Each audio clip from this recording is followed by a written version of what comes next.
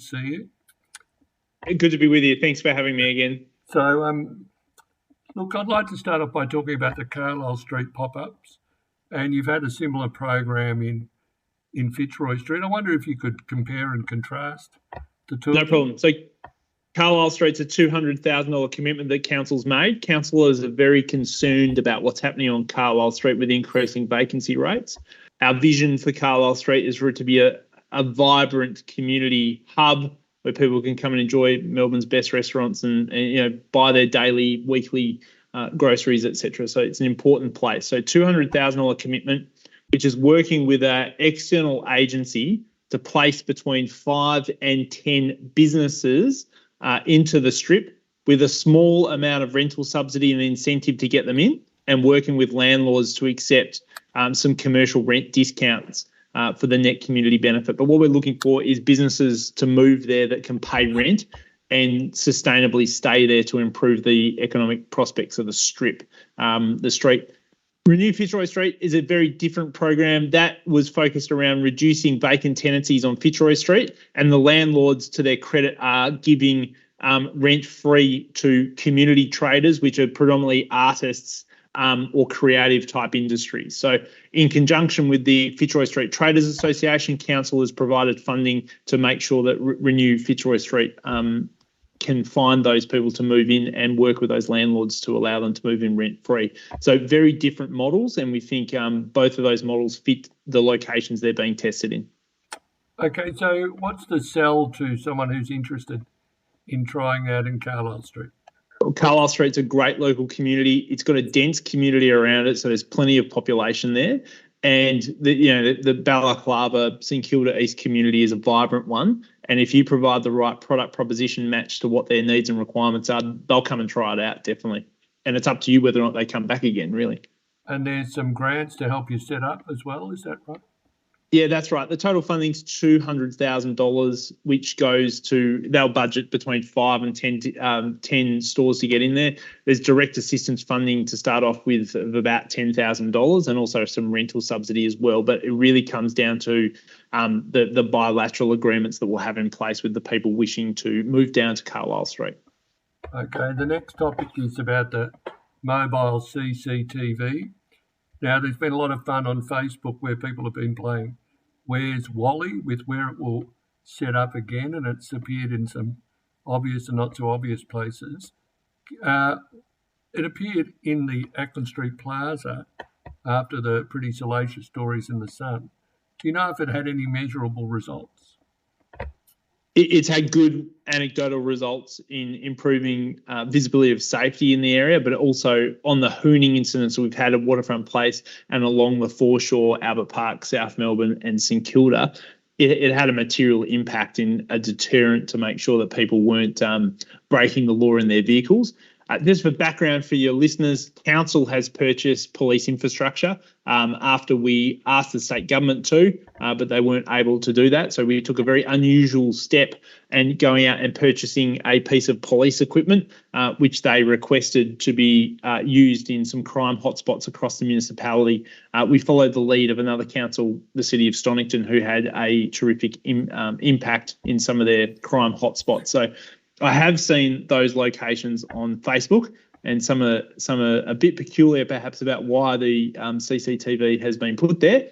But council owns the device, and we have some maintenance requirements for it, but ultimately the user is the police, and we leave it to the experts in the local police command to work out where they put that tactical piece of equipment to best support their operations. So you've seen it on Fitzroy Street, you've seen it along the foreshore to prevent hooning, you've seen it in Acland Street, and you saw it close to the Betty Day Centre in one of the suburban areas also, which is a bit peculiar in some respects, but I'm sure that there was a sound reason for it being there. Okay, well, another hotspot, or hope to be hotspot, is the Palace car park next to the Palais, where we're having a entertainment activation organised by Live Nation. But some of the local traders there are concerned about how much of the space is going to be for parking and how much is it going to be for gigs. So have you got any answers on that at the moment? Council's had a long commitment in the past 5 or 6 years in particular to make sure that we're activating the triangle space. Ultimately, that will be a place of activation when we finally work out what we're doing with that site. But in the meantime, we need to make sure that there's cultural events happening there. We've had the April Sun in the past, which was a terrific live music event. We've also had a number of circus type performances there and private enterprise using that place. So that's a good thing generally, and council wants to encourage that. But we also understand there's a significant amount of concern from the foreshore traders that we're reducing their available parking for their area, and particularly as we head into the busy summer months, which is where they make the vast majority of their profit. That's going to impact their business. But our job as council is to balance out the general impact of that with the the benefits of economic and social benefits of making sure that that site is activated. So at the moment, we think we've got that balance right, but we'll constantly review it and we'll listen to the foreshore traders in particular and take their feedback about how this is impacting their business. The permit requires there to be a parking plan put in place or a traffic management plan to be put in place, and that will be part of the permit process. Okay, Marcus, we're just about coming out to a state election, as you know. The state government goes into caretaker mode where they can't make actual decisions on the 1st of November. So this is the last chance for them to make promises. So recently we had the announcement about the childcare agreement. So if you could tell us about that, but if you could do any speculation about what else might be coming. Yeah, council has a commitment. We're one of the very few local governments that's still committed to childcare. There's pretty much a handful that are left. We have 17 council-owned, operated and community-operated centres, but we went through a process last year of reviewing those 17, and there were 3 that were deemed that really needed some assistance, and it was beyond the ability for council to, financially make those centres compliant and financially sustainable. So what we've done is partnered with the state government, who we're bringing almost $18 million to the agreement, which is a big deal to fix 6 centres across our city. And the state government, to their credit, have come to the table with $12.6 million. So that's the childcare announcement that's been made, which was a big effort from council officers and also councillors this year to make that a reality. We very much welcome the support from the Victorian government there.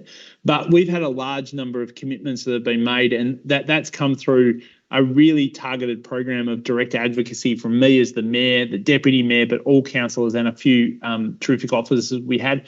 We've had a lot of meetings this year with lots of people from every candidate that's contested pretty much, to their advisors, their campaign managers, to government ministers, to federal government ministers, to staffers, to make sure that we are positioning the council's priorities with the state and federal governments to get the best outcome for our community. And I've been really happy to see a number of commitments that have been made across our city in both the federal election and the state election.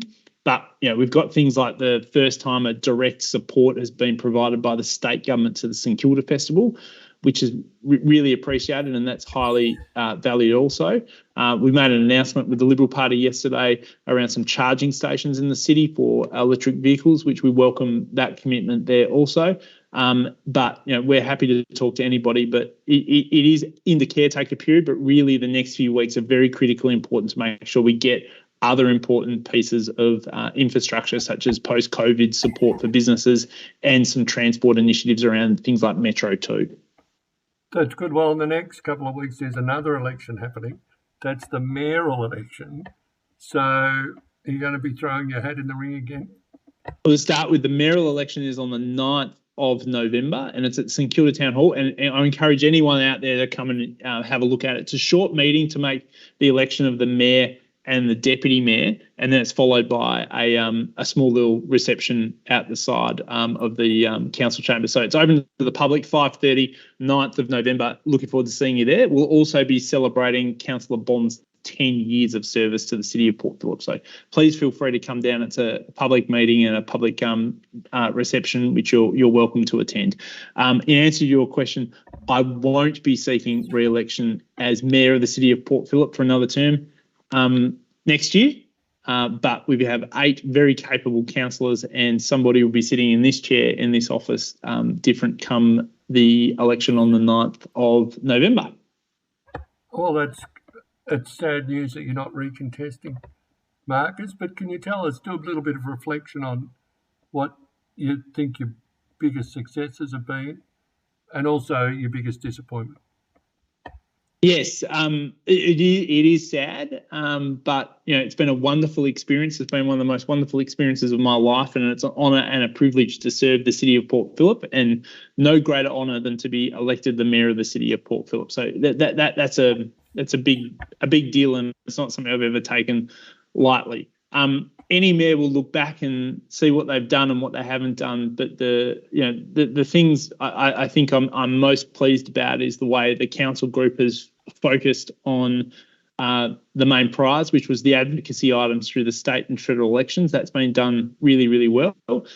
We sorted out some good outcomes with the state government, particularly around childcare, which took up a lot of my time as mayor. And we got a good outcome from the state government there, which is terrific.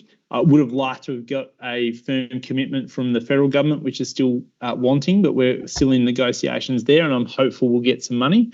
But there's still big items that we need to tick off on. Metro 2, it's a key piece of infrastructure for Victoria and Melbourne, and it's about time that the government move forward with that.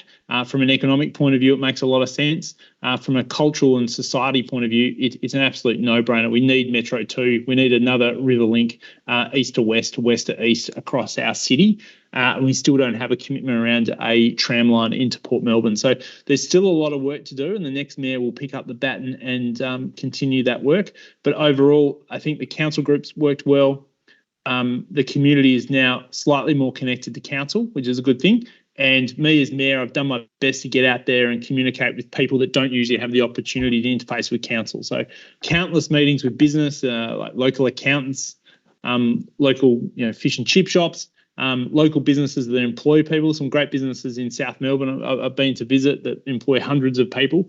These are businesses and community groups that are critical to our community and our local economy that previously hadn't had a strong relationship with council. Now they do, and it's a job for us to keep that going.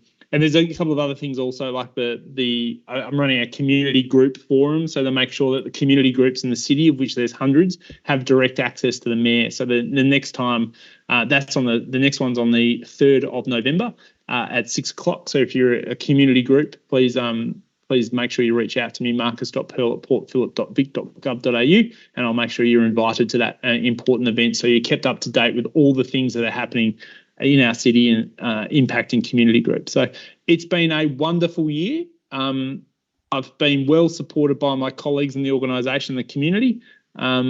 It's sad in some respects that I won't keep going, but I have full faith that one of my colleagues will be able to pick up where I've left off and keep moving the city of Port Phillip forward. Okay, thanks, Marcus, for your time. That will do us a good interview, and double thanks. No worries. Thanks, Greg. Okay, thanks, Marcus.